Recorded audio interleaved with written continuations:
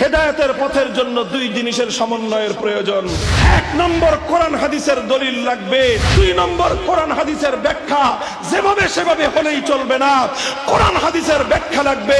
সাহাবায়ে কেরাম থেকে তাওয়ারুসে উম্মতের মাধ্যমে, পরম্পরার মাধ্যমে হাক্কানি উলামায়ে কেরাম যেই ব্যাখ্যা দিবেন, সেই ব্যাখ্যার আলোকেই কোরআন হাদিস মানতে হবে। এই সব ভণ্ডের দল কোরআন হাদিসের দলিলের বাইরে যত মাজার আছে সব মাজার ভেঙে গুড়িয়ে দাও। কোরআন হাদিসের বাইরে যত পীরের খানকা আছে সব পীরের খানকা আগুন দিয়ে জ্বালিয়ে দাও।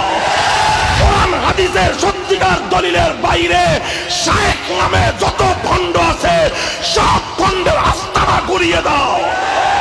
উম্মতকে বহুমুখী ফিতনা গ্রাস করে চলছে, উম্মতকে বহুমুখী ফিতনা গ্রাস করে চলছে। আমরা উলামায়ে কেরামের পক্ষ থেকে জাতিকে বারবার সতর্ক করছি, কিয়ামত যত ঘনিয়ে আসতে থাকবে ফিতনা তোমাদের উপর এমন ভাবে ঝরতে থাকবে যেমনি ভাবে একটা তসবির রশি ছিঁড়ে গেলে তসবির দানাগুলো যেভাবে পড়তে থাকে, উম্মত তোমাদের মাঝে ফিতনা এভাবেই আসতে থাকবে। এজন্য আজকে একদল লোক, তাদের কাছে কোরআনের দলিল নাই, হাদিসের দলিল নাই, শুধুমাত্র কিছু ব্যক্তির অন্ধ পূজা রয়েছে, অন্ধ পূজা। এই অন্ধ পূজারীদের হাত থেকে উম্মতকে হেফাজত করতে হবে। তোমাকে বুঝতে হবে আল্লাহর দ্বীন ইসলাম দুনিয়াতে দুই বুনিয়াদের উপর ঠিক থাকবে। প্রথম বুনিয়াদ কোরআন হাদিসের দলিল, দ্বিতীয় বুনিয়াদ হলো হক্কানি উলামায়ে কেরামের সিলসিলার মাধ্যমে কিয়ামত পর্যন্ত সাহাবীওয়ালা প্র্যাকটিক্যাল নমুনা। কাজেই যারা শুধুমাত্র কথায় কথায় কোরআন এবং হাদিসের রেফারেন্স দেও আর এই কোরআন হাদিসের নম্বরের রেফারেন্স শুনে আমরা অনেকে আছি, অধিকাংশ মানুষ আমরা অভিভূত হয়ে পড়ি, আমরা ধরাশায়ী হয়ে যাই। তাদের জন্য আল্লাহর নবীর একটা হাদিস শুনিয়ে যাই। আল্লাহর পয়গম্বর বলেছেন, আমার পরে একদল লোকের আত্মপ্রকাশ ঘটবে, তাদের কোরআনের তেলাওয়াত শুনলে তোমরা তোমাদেরকে আর তোমাদের সাধারণ আলেম ওলামাদেরকে মনে করবে এরা কিছুই জানে না। তাদের কোরআনের তেলাওয়াত হবে এত সুন্দর, এত মুগ্ধ, তাদের চেহারা সুরত হবে এত চমৎকার, এত সুন্দর, ওদের চেহারা দেখলে মনে হবে চেহারা থেকে নূর বের হয়, ওদের চেহারা দেখলে মনে হবে যে ওদের নামাজ আমাদের নামাজের চেয়ে কত সুন্দর, ওদের নামাজ মনে হবে তোমরা তোমাদের নামাজকে তাদের নামাজের সামনে কোনো নামাজই মনে করবে না। বুখারী শরীফের হাদিস, তুহাক্কিরুনা সালাতাকুম বিসালাতিহিম, তোমরা তাদের নামাজ দেখলে মনে করবা তোমাদের নামাজ তো হয়ই না। তোমরা তাদের কোরআন তেলাওয়াত শুনলে মুগ্ধ হয়ে যাবা, কিন্তু মনে রেখো ওই সমস্ত লোকদের অবস্থা হবে ওরা কোরআন পড়ে কিন্তু লা ইউজাবিজু হানাজিরাহুম, তাদের কোরআন তাদের কণ্ঠস্বর থেকে আসে, তাদের কোরআনের তেলাওয়াত তাদের হৃদয় থেকে আসে না। ইয়ামরুকুনা মিনাদ-দ্বীন মুরুকাস সাহমি মিনার রামিয়াতি, এরা আল্লাহর দ্বীনের জন্য এত ভয়ঙ্কর ক্ষতির কারণ। কোরআন তেলাওয়াত করে করে মানুষকে বিভ্রান্ত করে, এরা আল্লাহর দ্বীনের জন্য এমন ক্ষতি কারণ, যেমন একটা শিকারী একটা হরিণকে, একটা খরগোশকে যদি তীর নিক্ষেপ করা হয়, সেই তীরটা হরিণের পেটের ভিতর দিয়ে ঢুকে আরেক দিক দিয়ে বের হয়ে গেল, ওই হরিণটা যেমন ক্ষতিগ্রস্ত হয়ে গেল, এই সকল কোরআনওয়ালা মানুষগুলো আল্লাহর দ্বীনকে একদিক থেকে ছুরি মেরে আরেক দিক থেকে বের করে দিবে।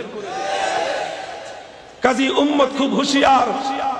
আমি তোমাদেরকে এই কথা বলে আমি বিদায় নিচ্ছি। হেদায়েতের পথের জন্য দুই জিনিসের সমন্বয়ের প্রয়োজন। কয় জিনিস? এক নম্বর কোরআন হাদিসের দলিল লাগবে, দুই নম্বর কোরআন হাদিসের ব্যাখ্যা। যেভাবে সেভাবে হলেই চলবে না, কোরআন হাদিসের ব্যাখ্যা লাগবে। সাহাবায়ে কেরাম থেকে তাওয়ারুসে উম্মতের মাধ্যমে, পরম্পরার মাধ্যমে হাক্কানি উলামায়ে কেরাম যেই ব্যাখ্যা দিবেন, সেই ব্যাখ্যার আলোকেই কোরআন হাদিস মানতে হবে। কাজেই কারো কাছে শুধু কোরআন হাদিস আছে কিন্তু কোরআন হাদিসের গ্রহণযোগ্য গ্রহণযোগ্য কোনো ব্যাখ্যা নাই। সে মূলত কোরআন হাদিসের দিকে মানুষকে ডাকে না, সে কোরআন হাদিসের নামে নিজের দল ভারী করতে চায়, নিজের দল ভারী করতে চায়, নিজের দল ভারী করতে চায়। আরেক দল মানুষ আছে যাদের কাছে কোরআন হাদিস নাই, কোরআনের দলিল নাই, হাদিসের দলিল নাই, বলবে আমাদের আমির সাহেব অনেক বড় মানুষ। কোরআনের দলিল নাই, হাদিসের দলিল নাই, বলবে আমাদের শায়েখ অনেক শিক্ষিত মানুষ। কোরআনের দলিল নাই, হাদিসের দলিল নাই, বলবে আমাদের পীর অনেক বড় বুজুর্গ মানুষ। কোরআনের দলিল নাই, হাদিসের দলিল নাই, বলবে আমাদের মাজার অনেক গরম। এই সব ভণ্ডের দল। কোরআন হাদিসের দলিলের বাইরে যত মাজার আছে সব মাজার ভেঙ্গে গুড়িয়ে দাও। কোরআন হাদিসের বাইরে যত পীরের খানকা আছে সব পীরের খানকা আগুন দিয়ে জ্বালিয়ে দাও। কোরআন হাদিসের সত্যিকার দলিলের বাইরে শায়েখ নামে যত ভণ্ড আছে সব ভণ্ডের আস্তানা গুড়িয়ে দাও।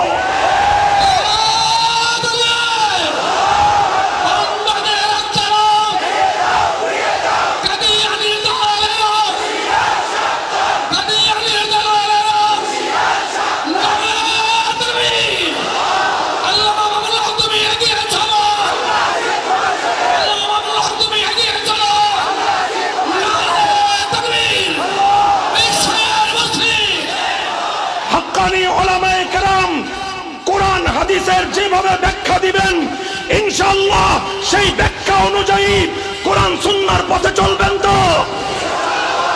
হক্কানি উলামায়ে কেরাম যখন জাতিকে ডাক দিবে, আসো কোরআন সুন্নাহ শুধু ব্যক্তিগত জীবন নয়, পরিবার জীবন নয়, কোরআন সুন্নাহর আলোকে একটি সমাজ গড়বার চেষ্টা করি। হক্কানি উলামায়ে